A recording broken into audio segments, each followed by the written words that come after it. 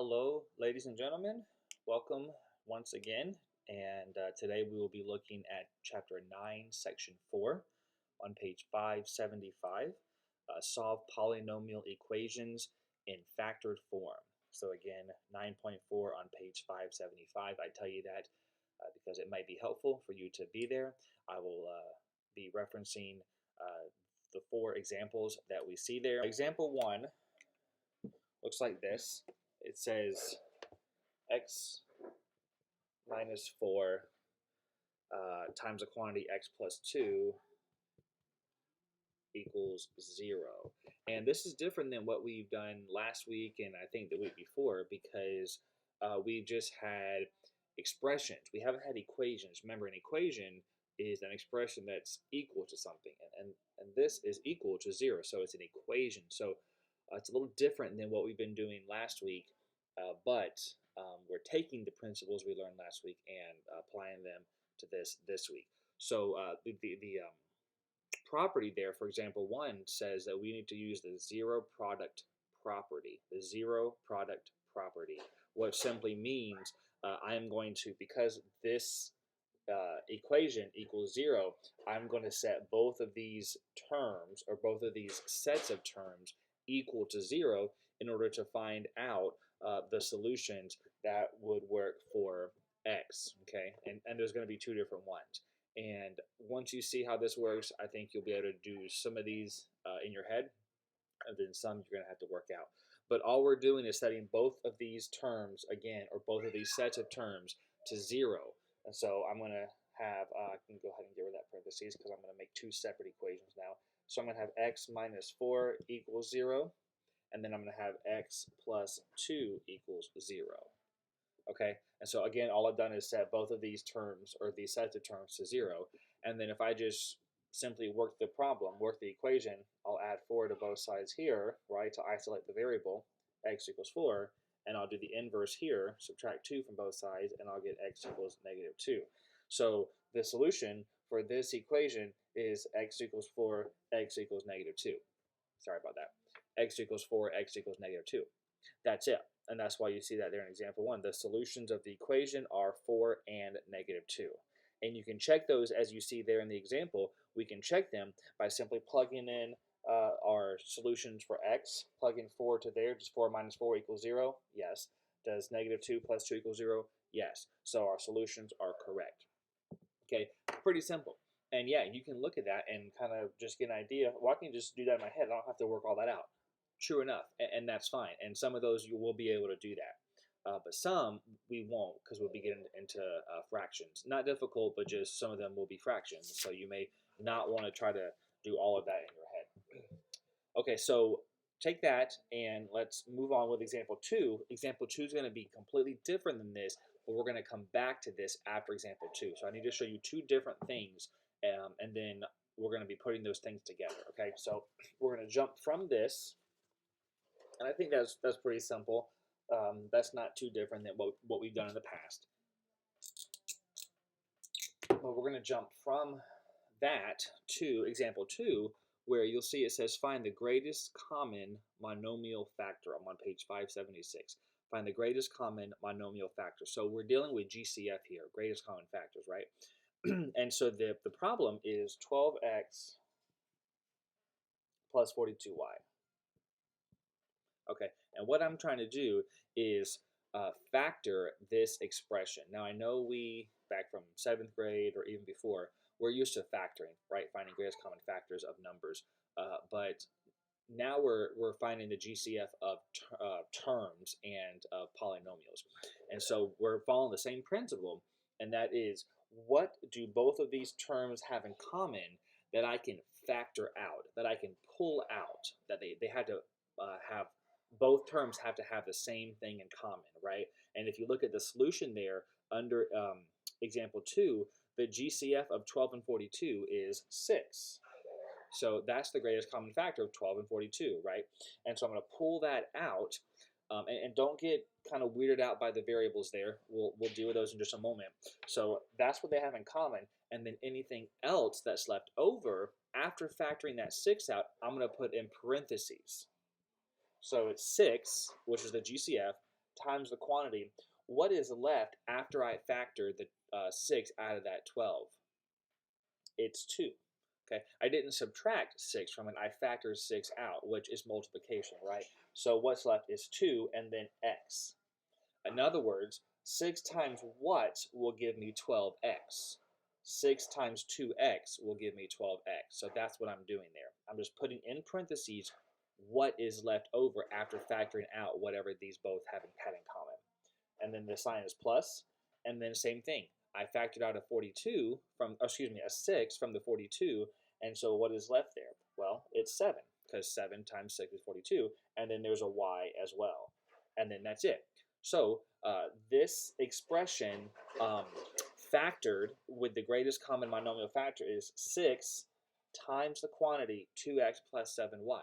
And if I just reverse that and distribute this 6 out and follow the distributive property, I'm going to get 12x plus 42y, because 6 times 2x is 12x plus 6 times 7y is 42y. Okay, so I can just easily check that, and I know that I'm right. Okay, one more on that one. I'm going to go ahead and do example B real quick. 4x to the 4th plus 24x cubed. Same principle, but this will be a little different, because instead of just factoring a number out, I'm also factoring out a variable. And so again, I look at this and think, what do both of these have in common? What is the greatest common factor? Well, it's not just 4, because these also have some x's in common, right? And what x's do these have in common? Is it just 1x, 2, 3, or 4? Because I have 4 x's here, and I have 3 x's here. And so both of these have at least 3 x's in common. So I'm going to pull my 4 out, and then x cubed. Okay, now that's what they both have in common. Now what's left? So what do I have left after I factored out this 4x cubed from here? All I have left is an x.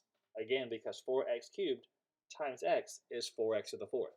Remember, when you're adding with exponents, or excuse me, when you're multiplying with exponents, you are adding the exponents. That's why x to the 3rd times x to the 1st degree is x to the 4th, because 3 plus 1 is 4. But again, that works, and then plus, and then what do I have left when I factor out this 4x cubed from here? Well, all I have left is a 6, because 4x cubed times 6 is 24x cubed. And so the factored expression from this is 4x cubed times the quantity x plus 6. And that's why what you should see right there in example B. Okay, so example 1, we set both sets of terms to 0 and just simply worked the problem and got the solution. And here we found the greatest common monomial factor, all right? And so what I want to do now is take both of those principles, and you're going to have to do both of those by themselves anyway. And so make sure we have this, but you're also going to have to take both of these and combine them to solve some of the problems in the work today and this week. Sounds more complicated than it is, so don't worry about it. But let me just show you what I mean. We should see an example of that in example 3, where it says solve an equation by factoring. Okay, examples 3 and 4 say that, but we're going to start with 3, then we'll go to 4, then we'll be done. So example 3 says 2x squared plus 8x equals 0. Okay, so what I need to do is solve this equation by factoring, okay? And what I want to do is, it's already set to 0, so that's good. So I know I'm going to be using that, I'm going to use that 0 product property. And so what term can I pull out? I'm going to factor out, again, that's the second strategy I showed you. I'm going to factor out what I can and then write it in that factored form and set it to 0. So let me show you what I mean. What can I factor out of both of these terms? What do they both have in common, the GCF? Well, there's a 2 and then an x. That they both, I can't do x squared because this has 2 x's, but this only has 1x, right? So I can only pull out what they both have in common. Okay, so 2x, and then what does that leave? That leaves x here plus 4, right? And equals 0. Okay, so 2x times x is 2x squared plus 2x times 4 is 8x equals 0. I just rewrote it within a factored form is all I did. Okay. Now I'm going to set, remember this is one term right here, and this is another term, all right? So I'm going to set both of these terms to 0. I'm using that 0 product property that I showed you in example 1 a few minutes ago. So I'm going to make this 2x equals 0 and x plus 4 equals 0. Okay, and now I'm just going to solve for x. So if this is multiplication, so do the inverse. I'm going to divide both sides by 2. X equals 0 over 2 is 0. And then here I'm going to subtract 4 from both sides, and x equals negative 4. So my solutions are 0, negative 4. Okay, that's the strategy that you're going to have to use for some of these problems. Again, factor it first, and then set all the terms or both the terms to 0, and then solve for x. Okay, let me show you another one. And this will be our last one. And again, please make sure if some of this is going over your head, go back and replay. And if that's not working, then let me know, and we can talk one-on-one or in our Zoom sessions, or schedule a tutoring session, or whatever you need. But example 4 is a little different, but kind of the same still. 6n squared equals 15n. So this does not equal 0. I need to make it equal 0, and then I can factor it and set it to 0 to solve for x. And so all I need to do to make it equal 0 is get all the terms on one side, and I'm going to do the inverse. How do I get this to 0? Subtract it 15n, because it's positive 15n, right? So if I subtract 15n from both sides, I'm going to get 6n squared minus 15n equals 0. That's it. And now I have an equation that I can factor, and then I'm going to set each term to 0. So what do I have here in both of these terms that would be the greatest common factor that I can pull out?